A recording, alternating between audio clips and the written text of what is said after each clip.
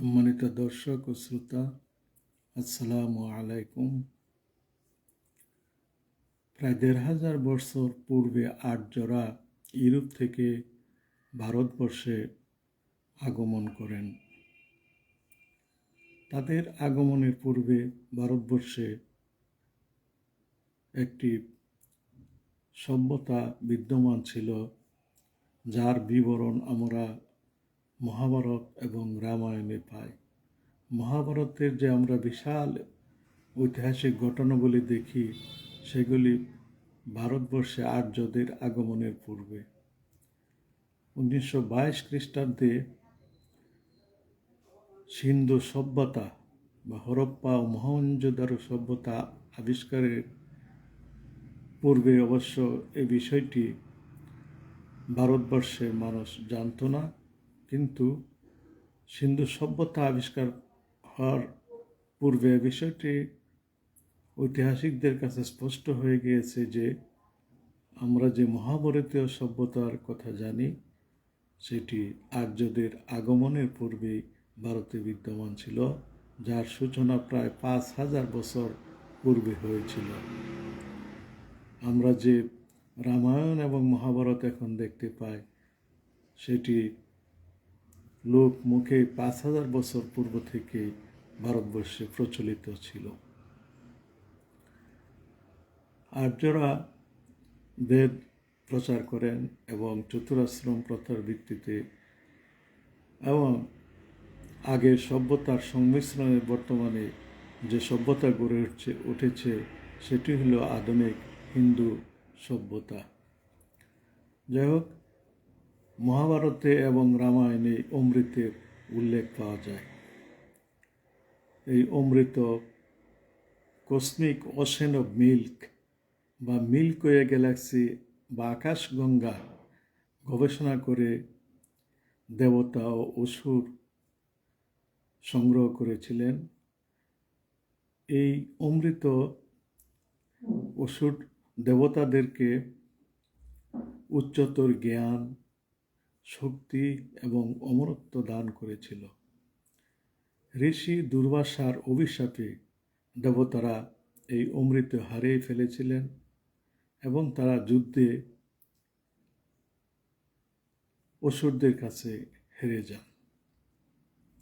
বর্তমানে মহাভারতে অমৃতের উল্লেখ থাকলেও এর ফর্মুলা বা কোনো সূত্র ভারতীয় কোনো গ্রন্থেই পাওয়া যায় না।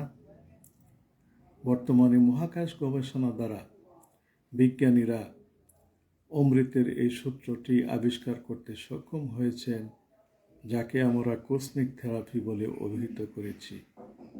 কসমিক থেরাপি ও কসমিক সার্জারির পর আমার 2টি গবেষণামূলক নিবন্ধ আন্তর্জাতিক জার্নালে প্রকাশিত হয়েছে, যা আমার টাইমলাইন ও অমৃত ফাউন্ডেশনের টাইমলাইনে পাওয়া যায়।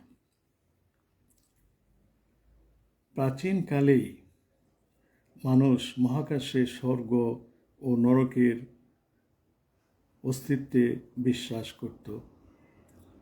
পৃথিবী যখন ফ্ল্যাট ছিল বা চ্যাপ্টার ছিল মানুষের ধারণায়, তখন মহাকাশের উপরের দিকে ধারণা করা হতো স্বর্গ, নিচের দিকে পাতাল বা নরক, মাঝখানে ছিল মর্ত্য বা পৃথিবী। কিন্তু আধুনিক গবেষণার দ্বারা বিষয়টি স্পষ্ট হয়ে যায় যে পৃথিবী চ্যাপ্টার নয়, বরং গোলাকার। কাজে গোলাকার পৃথিবীর চতুর্দিকেই যে বিশাল এলাকা বা যে জ্যোতিষ্ক মণ্ডলী রয়েছে, সেখানেই নরকের অবস্থান এবং মহাকাশের সর্বোচ্চ স্তরে রয়েছে স্বর্গ। 1600 শতকে ইতালির বিজ্ঞানী গ্যালিলিও সর্বপ্রথম টেলিস্কোপ বা দূরবীক্ষণ যন্ত্র আবিষ্কার করেন। সেই যন্ত্র দ্বারা মহাকাশে তিনি বহু সংখ্যক অগণিত তারকার সন্ধান পান। খালি চোখে আমরা কয়েক হাজার তারকা দেখতে পাই, কিন্তু দূরবীক্ষণ যন্ত্র দিয়ে হাজার হাজার লক্ষ লক্ষ তারকা প্রথম তিনি দেখতে পান। তার সমসাময়িক ইতালীয় বিজ্ঞানী জিয়ার্দানো ব্রুনো প্রচার করেন যে তারকাগুলি পৃথিবী থেকে বহু দূরে অবস্থিত এবং এই তারাগুলি এক একটি সূর্যের মতো। 1838 খ্রিস্টাব্দে জার্মানির বিজ্ঞানী ফ্রেডারিক বেসেল 61 সিগনাই নক্ষত্রের প্যারাল্যাক্স ম্যাপে পৃথিবী থেকে তারকারাজির দূরত্ব নির্ণয় করতে সক্ষম হন। এর ফলে নিঃসন্দেহভাবে প্রমাণিত হয় যে আকাশের তারাগুলি এক একটি সূর্য।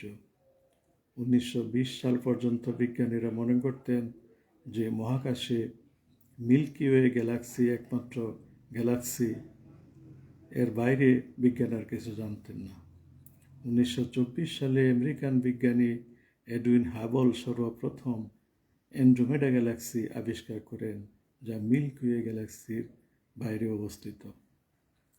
1990 সাল পর্যন্ত মহাকাশ বিজ্ঞানীরা প্রায় 200 বিলিয়ন গ্যালাক্সির অস্তিত্ব মহাকাশে আবিষ্কার করেন।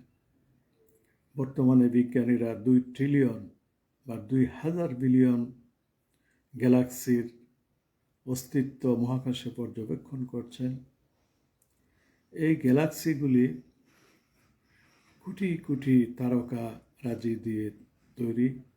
আমাদের যে মিল্কি ওয়ে গ্যালাক্সি আছে, সেই গ্যালাক্সিতে প্রায় 200 থেকে 400 বিলিয়ন তারকা রয়েছে।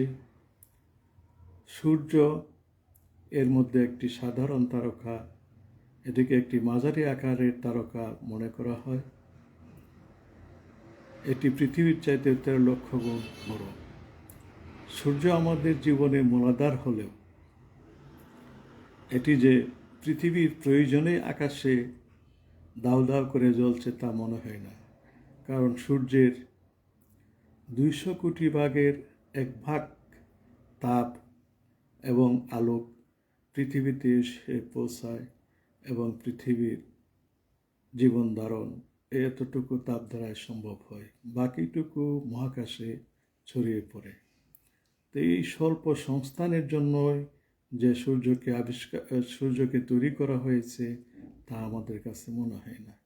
সূর্যের মতো যে বিলিয়ন বিলিয়ন তারকা নক্ষত্র যে মহাকাশে রয়েছে, সেগুলি যে দাউ দাউ করে জ্বলছে, সে এক একটি অগ্নিকুণ্ড। সেগুলির সৃষ্টির পিছনে কোনো রহস্য, কোনো কারণ রয়েছে। এবং মহাকাশে যে বিশাল একটি রাজত্ব, বিশাল একটি জগৎ রয়েছে, সেটি আমরা সহজেই অনুমান করতে পারি। প্রাচীনকালে ধর্মগ্রন্থসমূহে পৃথিবীর চতুর্দিকে নরকের অবস্থান বলে আসছে এবং পৃথিবী থেকে বহু দূরে মহাকাশের সর্বোচ্চ স্তরে স্বর্গ বা বেহেশতের অবস্থান বলে আসছে ধর্মগুলোতে। আমরা তুলনামূলক গবেষণা করার দ্বারা বিষয়টি প্রমাণ করতে সক্ষম হয়েছি যে মহাকাশের যে অগণিত অসংখ্য অগ্নিকুণ্ড, যেগুলো নরকের এলাকায় অবস্থিত, পৃথিবীর চতুর্দিকে নরকের এলাকায় অবস্থিত, সেগুলি প্রকৃতপক্ষে ধর্মগ্রন্থসমূহে বর্ণিত নরক বা দুজক। পবিত্র ধর্মগ্রন্থসমূহ নবী, রসুল এবং অবতারদের উপর অবতীর্ণ হয়েছে। সেটিতে শুধু দুজকের বিবরণ রয়েছে তাই না, সেখানে বেহেশতের বিবরণও রয়েছে। কাজেই নরকের অস্তিত্ব এ বিষয়টি আমাদেরকে স্পষ্ট করে দিয়েছে যে মহাকাশে স্বর্গ বা বেহেশত রয়েছে। মহাকাশ বিজ্ঞানের এই আবিষ্কারকে আধুনিক চিকিৎসা বিজ্ঞানের সঙ্গে সমন্বয় সাধন করে আমরা অমৃতের সূত্রটি আবিষ্কার করতে সক্ষম হয়েছি, যার বিবরণ পরবর্তী সেশনে আমি ইনশাল্লাহ আলোচনা করব। আসসালামু আলাইকুম রাহমাতুল্লাহ।